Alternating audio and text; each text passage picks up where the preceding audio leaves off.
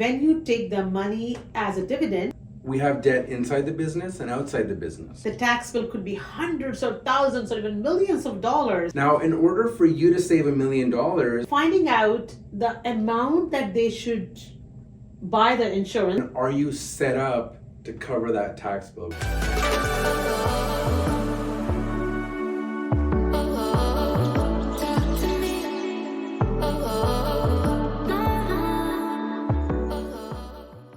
I'll be bringing each week a different guest with all the answers that you have the questions for. And this way, you can come back to my podcast for any questions that come to your mind, and you can focus just on working, as everything else this podcast will provide you. Hi, welcome to Simple Wealth Wisdom Podcast. I'm your host, Gakhar. Each week, I bring simple financial security ideas for successful business owners and professionals like you to help you build and maintain your lifestyle and legacy. I see a lot of you are always looking for tax advice, accounting advice, legal advice, estate and investment advice. When I work with you all, I always work with a team of professionals, team of lawyers, accountants, estate planning advisors, and investment advisors. You usually hear everything from me, but now I feel through this podcast, I can bring all those people here who are my support system, and you can hear directly from them.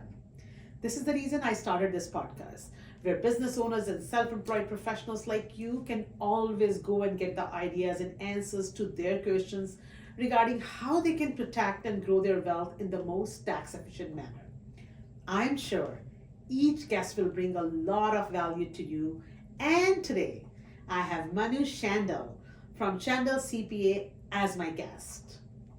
I'm so excited to have Manu here to speak to me, as this gives me so much confidence telling you that when you're working with me, you're working with a team of professionals. And today, I'm going to ask Manu all the questions that you have in your mind, that you have asked me, that you have been waiting to hear from an accountant. So I have Manu here, right here, and welcome Manu to my podcast. Thank you, Sam. I appreciate the invitation, and thank you for having me. It's lovely being here. Thank you. Manu is an accountant by heart, but a healer by nature. He left his corporate gig thinking, why be a sucker for punishment when he can help others from being punished by excessive tax and an uncertain future. He's very passionate about his profession, and very especially being an accountant, he's very passionate about advising his clients about tax accounting, business, and tax saving strategies. I'm so excited to have him here to share his passion with my viewers. So once again, welcome Manu. I have a list of questions for you, Manu. And these questions are not my questions. They're asked by my business owners and self-employed clients. So let's start. All right. Perfect. I'll do my best.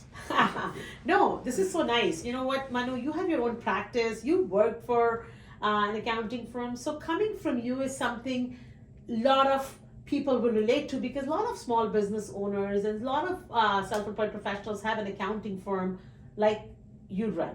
So this is going to be something very nice. They can, whenever they have a question, they can go back.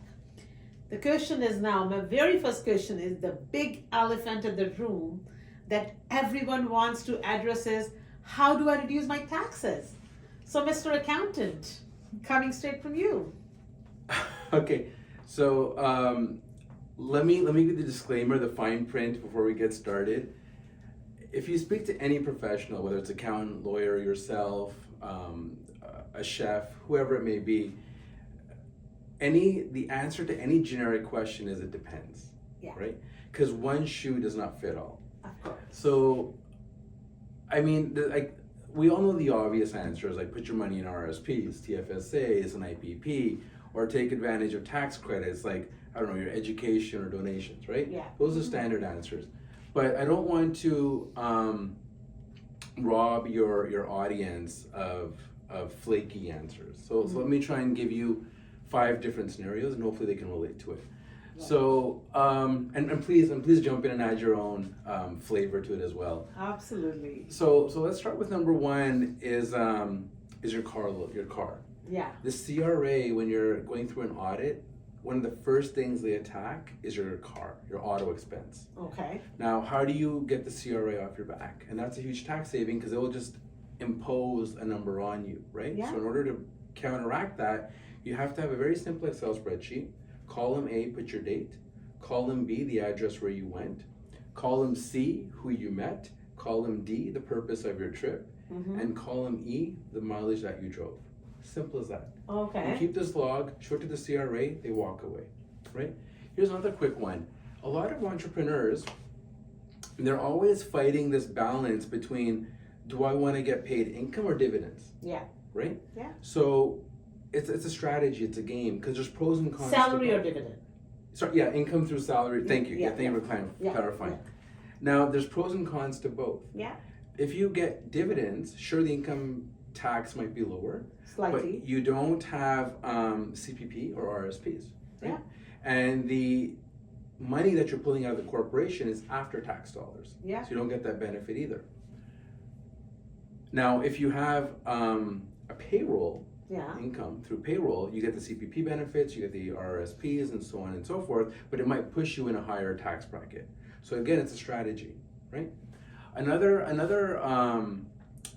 tax saving. I'm just going to interrupt for 1 minute Yeah. and tell the viewers that when you take the money, coming from an accountant, when you take the money as a dividend, then you don't have that RRSP room created. Correct. And you don't even have your CPP room created. So that means that when you take out the money as a dividend, you're paying less tax, slightly less tax, but then you're not looking at your future. Exactly. Yeah. Exactly. Yeah. And how are you going to survive or maintain yourself once the business is gone? Yeah. Right? Mm-hmm. Another one is your debt. Mm-hmm. Now, we have debt inside the business and outside the business. Yeah. Right? You can strategize your debt, structure it in such a way that where you can pull it into the business within the confines of the CRA tax rules and eliminate your income and reduce your taxes. That's another one, right? Do you want to give an example for that? An example would be, for example, let's say if you want a line of credit. Yeah. Right?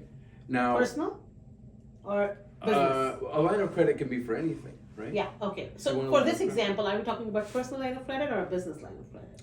Well, that's the thing. If you want a line of credit, take it through your business, not through your personal, Okay. right? But again, if you don't know that if you take it through your business, you get the tax deduction on the interest, Yeah. you've now lost out on a huge opportunity. Yes. So the same thing goes with, for instance, if you have investment properties, Mm-hmm. right? Some people get a line of equity. Why take it out on your primary residence when you can take it out on your investment properties, right? Yeah. So there's several strategies like that which people don't think of. Mm-hmm. Credit cards is another one, right? And so on and so forth. Yeah. So it's just going through the gamut and figuring out what works best for you. Another one would be, this is another big one, kind of going back to the CRA audit, and this is huge. So please reiterate this to your clients when you meet them. When you're going through an audit, your credit card statements and your bank statements do not count as proof of expense. They want to see the invoice, right? So now we're in a digital world. Take a picture, save it to your ERP, or ERP is your accounting package, SAP, QuickBooks, whatever you use. Yeah. And it stays there forever. And CRA, just like any mouse repellent, they won't come close to you. Okay. And the last one is a lot of entrepreneurs, they start purchasing fixed assets such as properties and cottages and this and that, right? Now, when you want to pass that on to the next generation, are you strategizing yourself that when your children get that big tax bill, are they ready to pay that big tax bill? Because who really have, let's just if the number's $1 million, who has $1 million lying around to pay a tax bill? Not very many people. That's my next question, actually. Oh, okay, there we go. That's my next question. Let's segue. Perfect. Now, next question is that you talked about fixed assets, Yes. right? So I want to dig a little deeper on that. Parents who have most of their wealth sitting in the fixed tangible assets, how would their children pay the tax bill depending upon the size of the portfolio? The tax bill could be hundreds or thousands or even millions of dollars. So I know you were coming there, but I would like to ask about that. So again, the answer is it depends, right? And there's three scenarios that I have seen, and maybe you've seen a fourth and a fifth. Number one is, let's just say the tax bill is $1 million. Yeah. Right? Now, in order for you to save $1 million, it means you have to earn $2 million, pay taxes 50%. You're in the high income bracket. You pay $1 million in taxes, and you save $1 million, and you pay your taxes with that on your estate. Second option is you pass the property, the cottages, and your primary residence off to your children, and then they will sell the assets and pay the tax man, right? Fire sale. Fire sale. And then the third option is you get an insurance policy covering, so it's a tax, so the calculation is called the tax provision. Yeah. You figure out your tax provision of how much based on today you'll have to pay in the future. Mm-hmm. You get the insurance policy, it covers you, and then when you do pass on and the asset goes over to your children, that insurance policy will cover your tax. Wonderful. And there's pros and cons to everything, but we can talk about that another day. So Manu, that something brings to, something is coming in my head right now, finding out the amount for insurance. That's what I do all day. Sorry, you? All day I do insurance, Yes, right? yes, you're the queen of insurance. So thank you. What I want to know is that finding out the amount that they should buy the insurance. When I do my needs analysis, I go through all their assets, liabilities, what is going to be the final tax bill and everything. Do you want to say something about if somebody has done the estate freeze? If they can relate that to the insurance amount? If somebody's done the estate freeze, then the liability of the tax is kind of deferred as well, right? Yes, but again, it goes back to my original statement. If that works for you in your situation, right? And I mean, the thing with an estate freeze is, yes, it freezes your assets and you roll it over and then you know what the amount is, but then are you set up to cover that tax bill regardless of whether or not you do the estate freeze? Okay, now comes the next question. Yeah. And that is, many of my clients have wealth accumulating in their corporation. You know, the retained earnings. People have retained earnings in the corporation. They know it's something they need to address, but they don't know how. What do you suggest? You know, somebody's making good money, business is getting a lot of money, they take out as dividend or salary, whatever they take for their lifestyle, and the money is, the big chunk is sitting in the corporation. They've paid the corporate tax, whether it is general rate or, you know, whatever tax they've paid, but still it's sitting there. So what do you suggest as an accountant, tax effective? Yeah, so the answer again is? Depends. But I'll tell you one thing not to do. Yeah. Okay. Do not invest your cash sitting in your corporation in stocks and bonds. Okay. The reason being is you get the small business tax rate, which is 11 to 13% depending on your province. 12.2% in Ontario. Ontario, right? And it ranges between 11 and 13. The reason for that is the more money you put into these stocks and bonds, that $500,000 small business tax exemption starts to shrink very rapidly. It's a 5-to-1 ratio. So don't do that. Now, what you can do is you can get an IPP. Now, what's an IPP? It's an individual pension plan. And basically how I think of it, it's an RSP on steroids. Yeah, that's what we call it. That's what you call it? Well, look, it's I call it RSP and steroids, yeah. It's exactly what it is, right? It's the same rules, but just bigger and better. Yeah. It's higher thresholds and so on and so forth. And you can go back, right? And you can go back. That's the beauty of it, and do a whole catch up on it, right? Yeah. So it's an amazing product. Speak to the professionals regarding that, and very few people do those calculations. Yeah. But find a good one and get it done, right? The next one, the third one, is you have this cash, you take an insurance policy, and then on that insurance policy, the bank will give you a loan. And as you know, a loan is tax-free. Yeah. Right? And your collateral becomes the insurance policy. So you're really getting money tax-free, and the bank will worry about the insurance policy, which is their collateral, and everyone's happy. So when the person puts that money, that's the question normally I tell people, that when you have retained earnings, put it into the policy, and because you want to access that money, you want the availability of the funds to you because you're a business owner, you might need that money. You can borrow against the policy, Correct. And once you borrow against the policy still continues because you've only borrowed and it continues to grow. So that means you have full cash in your hands, whether you take it now or if you do not borrow it now, you can borrow it later on and fund your retirement with that. Right. And then I don't want to step into your territory. Yeah. But there are other tools within the insurance world, you can probably talk better to it, where if you want some dividend income to flow through the insurance policy when you retire because you haven't saved enough, there's also variations to the insurance policies, right? Where you get dividends, and that money also flows through tax-free through your CDA account. CDA. Right? On death. On death or even during retirement, right? Oh, or isn't that like the dividend? I thought CDA kicks in when... No, CDA can also happen when you retire. Oh, okay. Yes. Something new I learned. Okay, no. Like, so let's say if you have an insurance policy, and like, for example, there are insurance policies, now I guess you're going to teach me now, is there's insurance policies where there's a premium at the end, Yeah. right? And then after 10, 15, 20 years, you can also get some dividends coming through your way. Yeah, absolutely. Right. And you have an option if you want dividends in cash, you want dividends to buy more insurance, you can do any options, yeah. And that dividend amount would flow through your corporation, through the CDA account, into your personal bank account, tax-free. Wow, this I didn't know. Okay. I didn't know that. Okay. I just thought that when you take those dividends, I did not know that comes through CDA. Okay, something good. Thank you so much. I'm just so impressed I taught you something. Yeah, wonderful. I never thought that would be possible. No. That's we all learn all the time, That's Manu. awesome. Now, my next question goes for the baby boomer. You know, as baby boomers get ready to retire, they want to sell their business. They're not going to be with their business forever. What tax strategies do you recommend? So there is one premium tax strategy, and I don't talk about any other because I think this is it. Mm-hmm. It's the capital gains exemption. And what that is... CGE.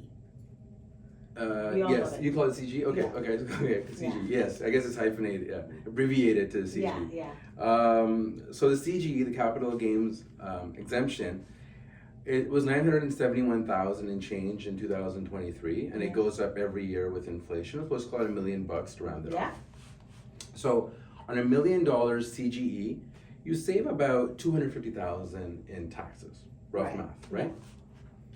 Now, what happens in a lot of scenarios is the person, the entrepreneur, will come see me when the for sale sign is up in the front lawn, or they'll come see me after the sale is done. Right. And it's funny, but it's also very sad because the entrepreneur thinks, I just saved $250. Yeah. Right? The children think, oh, mommy and daddy just saved $250,000. I'm gonna go put a deposit on the Maserati. Yeah. And the kids are out there choosing color of the car and the trim and the options. And mommy and daddy are speaking to me. I say, sorry, you're not eligible for this exemption, right? And then mommy and daddy are texting the kids, retreat, don't buy the Maserati because we don't have the 250 anymore, but it's too late. So how do you avoid the situation? Yeah. You have to come to your accountant minimum 3 years before the sale of your business. Okay. Minimum 3 years. Important. Ideally 5. So let me look at the audience and just tell them, guys, you have to come at least 3 years before the sale of your business. And this capital gain exemption, the CGE, not only is it applicable to a third party buyer, but also to your children. Okay. So it's a fantastic tool, but you can only use it if you've set yourself up, right? Because the CRA will audit this. It's a lot of money. It's $250,000. You will get audited. Your ducks have to be in order. Ducks have to be in order. Wonderful. I think that's a tip everyone should know. This is something very important. So the timing is the main part here.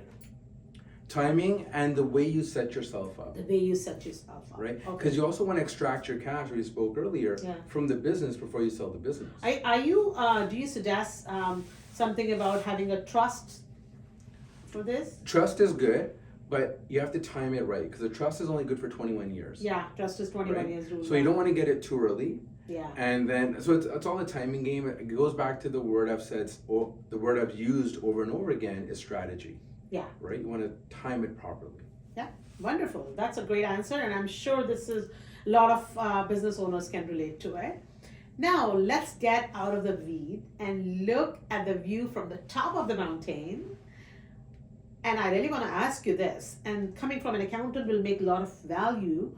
What mistakes do you see entrepreneurs and self employed professionals make daily when it comes to their accounting and taxes? Every day you go to your office and say, oh my God. So, what's that? The oh my God moment. Um, so, so that's a very direct question, and I've tried to give very direct answers. So I won't change the mindset at this point. And let me leave you with three things to think about. Mm-hmm. Okay. Number one, you have to select. There's three people that you need in your life to have financial, to have a healthy financial career in terms of savings, estate planning, taxes, accounting, and that is your accountant, your insurance provider, and your financial planner. Okay? You have to select these three individuals, the legs to the tent, as I call them, who have your well-being in mind, and you have to feel it. To feel it, The your gut tells you everything. Your gut tells you everything. If you don't have that comfort level, it's not the right person for you. That's number one. Number two, and this one is my biggest pet peeve. I understand every entrepreneur wants to minimize expenses and grow their top line, and their bottom line as well, right? I understand that, and it makes sense. But there's certain expenses where they cannot skimp out. And that is your bookkeeping. Okay? Please get your bookkeeping done from a CPA firm, and I'll tell you why. Yes, it might cost you $10 more an hour, but the work is being reviewed by a CPA, right? You're getting management reports, you're getting commentary. Your entire foundation is your bookkeeping, which is the accounting. Your taxes, your estate planning, if you want to go for a loan, your debt covenants, everything rests on your financials. So go to a professional. Don't just go to a bookkeeper who's come out of college and just does that, because who's reviewing their work? Absolutely. Right? Those three digits behind your name matter a lot. And the last one is, we all don't know the answer to everything, right? I have my network, you have your network, we bounce ideas off of each other. Your clients, your listeners, your viewers, it's okay not to know the answer, but build that support group around you who can get you the answers. Very well said. Right? And that's very, very important. Otherwise, you're going to miss out on some great opportunities, and to find out later on in life, it's too late, right? So be proactive when it comes to your financial well-being. Because making money is okay, but again, saving that money, growing that money, paying the right amount of taxes, all this is done well if you have proper people around you, the support system, who actually think in your favor. Just like you said, your gut tells you if this is the right person for me. And that's bang on, because you're earning all this money, to your point, but if you're not keeping most of it, what's the purpose? What's the use, right? Like, why are you doing this then? Very, very well said. Manu, I love this. This is fantastic. You have been fantastic. I wish we had more time on this, but this was really good. Thank you so much. It has been so informative. I learned a lot today too again. There are a lot of things that I got to know just now. So thank you very much. And I'm sure this is helping everyone when, the whole thing was something very different. I thank you for coming here. And if I get the request, I might have you once again, because we have a lot of questions. Okay. And your answers were very to the point and something which everybody could relate to. So thank you once again, Manu. And that was another episode of the Simple Wealth Wisdom Podcast. Please let us know in the comments below what you like the most about this podcast. And if there's anything else you want to see or ask, and I'll make sure to bring that to you in our future podcast. Watch for us again next week. Until next time, stay safe. I'm Sim Gakhar. Thank you.